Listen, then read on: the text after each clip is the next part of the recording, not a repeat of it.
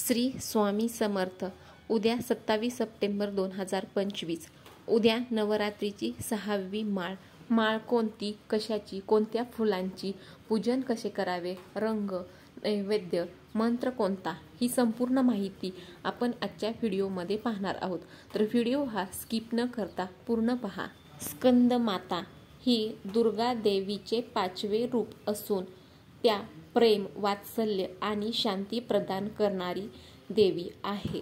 कुमार कार्तिकेयाची आई असल्यामुळे त्यांना स्कंद माता म्हणतात. नवरात्रीच्या 5व्या दिवशी त्यांची पूजाही केली जाते. परंतु उद्या नवरात्रीची 6वी माळ आहे, तर उद्याच्या दिवशी तुम्हाला स्कंद मातेचे पूजन हे करायचे आहे. स्कंद मातेची पूजा केल्यामुळे घरामध्ये करुणा, धैर्य आणि सुख समृद्धी ही येते. स्कंद माता ह्या प्रेम आणि वात्सल्याचे प्रतीक आहेत. त्यांच्या पूजनामुळे घरामध्ये सुख, शांती मिळते आणि सकारात्मक ऊर्जेचा संचार देखील होतो.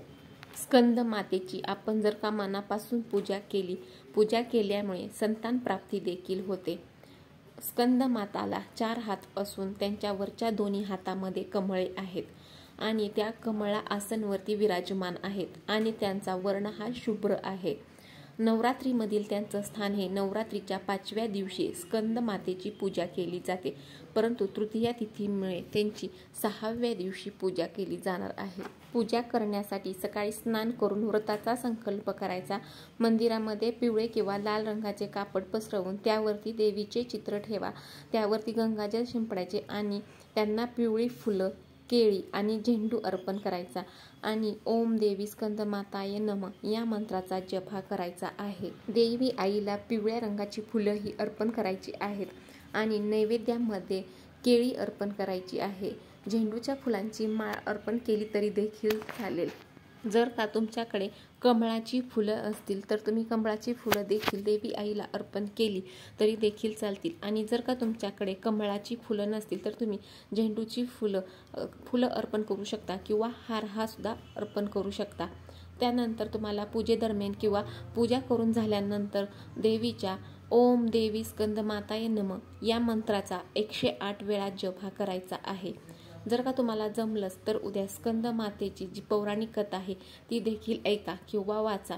जर का तुम्ही ती कथा वाचली तर तुम्हाला त्याच्यामुळे नक्कीच शुभ फळ हे मिळेल. उद्याचा शुभ रंग हा राखाडी आहे, तर तुम्ही उद्या स्कंद मातेची पूजा ही राखाडी रंगाची वस्त्र परिधान करूनच करावीत. तर नैवेद्य काय, स्कंद मातेला पूजेमध्ये नैवेद्य म्हणून केळी अर्पण केली जातात.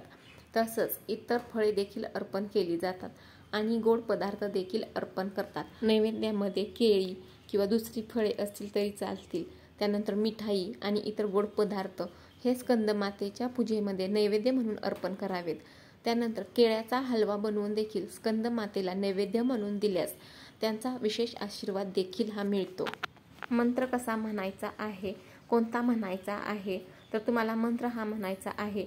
या देवी सर्व भूतेषु मा स्कंद माता रूप संस्थिता नमस्तस्यै नमस्तस्यै नमस्तस्यै नमो नमः हा मंत्र तुम्हाला उद्या म्हणायचा आहे.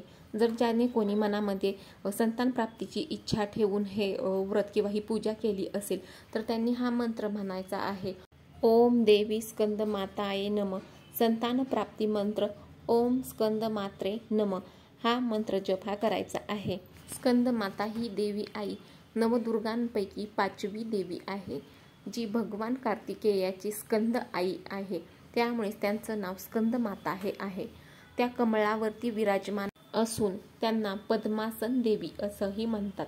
त्यांच्या पूजेमुळे भक्तांना मुलांचे आशीर्वाद, कौटुंबिक आनंद, शक्ती, शांती आणि सुख समृद्धी देखील प्राप्त होते.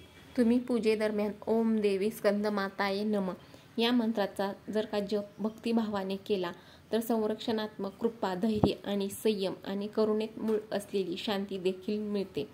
स्कंदाचे संगोपन करणारी आई, वैश्विक सुव्यवस्था पुनर्संचयित करणारी देवी, सेनापती स्कंद माता या सत्याचे मूर्त रूप देते की सौम्य शक्ती शूर हृदयांना आकार देऊ शकते आणि प्रेत तलवारी इतके शक्तिशाली ढाल असू शकते। तर उद्याचा शुभ रंग हा आहे राखाडी। नैवेद्यामध्ये तुम्हाला देवी आईला अर्पण करायचे आहे केळी किंवा केळीचा हलवा किंवा दुधापासून बनवलेला कोणताही एक पदार्थ असेल तरी देखील चालेल। फुलं ही तुम्हाला कमळाची अर्पण करायची आहेत। जर तुमच्याकडे कमळाची फुलं नसतील तर तुम्ही झेंडूच्या फुलाची माळ देखील अर्पण करू शकता। आणि तुम्हाला हा मंत्र म्हणायचा आहे, या देवी सर्वभूतेषु मा स्कंद माता रूप संस्थिता नमस्तस्यै नमस्तस्यै नमस्तस्यै नमो नमः। या मंत्राचा जप हा करायचा आहे। व्हिडिओमधील माहिती जर का तुम्हाला माहितीपूर्ण वाटली असेल तर व्हिडिओला नक्की लाईक अँड शेअर करायला विसरू नका आणि चॅनलला देखील सबस्क्राईब करायला विसरू नका। श्री स्वामी समर्थ। जय जय स्वामी समर्थ। अनंत कोटी ब्रह्मांड नायक श्री स्वामी समर्थ।